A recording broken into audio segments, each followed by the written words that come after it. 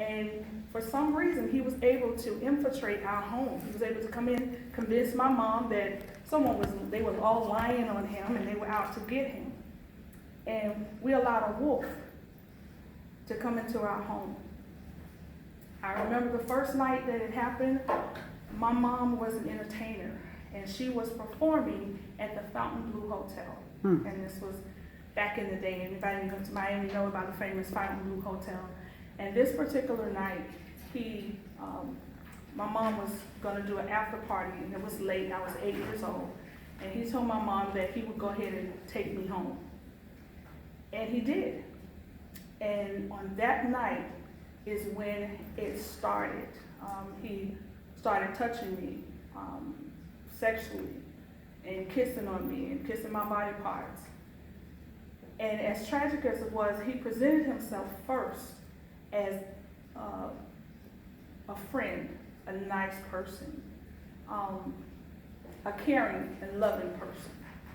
So I'm telling you this story because not all perverts,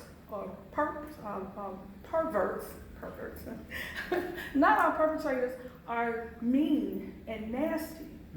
There are those that are nice. They are romancers. They romance you. They pull you in. They make you feel safe. They give you that false sense of security. So that when they do pounce, you're comfortable and you're okay. And he used this opportunity of being alone at home with me to start fondling me. Then he said these words, if you say something about this, they can come and take you away from your mom. Well, I love my mom very much. And I didn't want anything to happen to my mom. And so we kept it a secret. And it graduated from there. It graduated from the touching and the kissing to the actual penetration. When the penetration happened, I told my mom. And of course, my mom didn't believe me. And he came up with this story where she's trying to get attention. I wouldn't do anything like that. And guess what? Mom believed him. As I started getting older, and mom realizing that this is really happening, this is going on, when confronted about it, they got into fights. And that's when the abuse started. My mom was beaten so bad at times until she could barely get up out of bed. Black eye, broken ribs, cracked ribs, broken fingers, missing tooth. And it just went on and escalated from there. And although he never beat me, he used the beatings that he was doing to my mom to keep me in subjection so that I would not tell. And mom would cover it up. And I said that to say this to all of you that are in abusive relationships. Get out. Because it's not just affecting you, it's affecting your children. Your children see that abuse and they copy it. When you do get out, make sure you get help, not just for you, but your children. I am one standing here today as healed. I am one standing here today as delivered. That's why I'm able to deliver this message to you with a certainty, with a surety, and to let you know that help is real. Help is out there. Your mental health first is important to your overall health. Body, mind, and spirit need to be in alignment.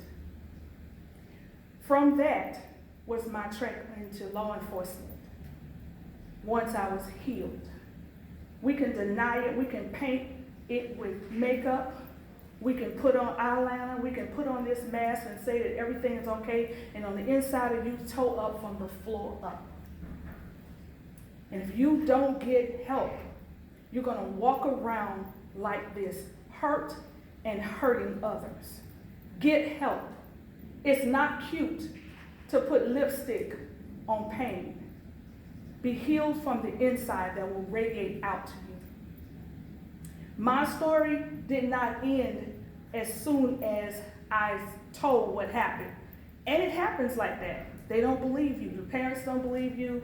Your family don't believe you. I grew up in that time where what goes on in my house, stay in my house.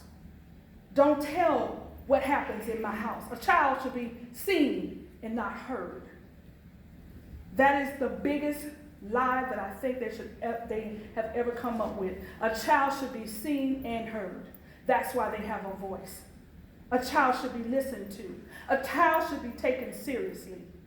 If a child comes to you and says, someone is touching me inappropriately or making me feel uncomfortable, stop the presses. I don't care how busy you are. Stop whatever you're doing. Sit down and listen. Help and be a help to your children. They need you. They depend on you. They count on you for their safety and their well-being. Never let a child carry your burden, i.e., knowing that you're being abused and you're letting them carry the burden of keeping it silent. Never put that burden on a child because it's not their burden to carry. Because of that, I was able to write a book, and it's called My Private Space.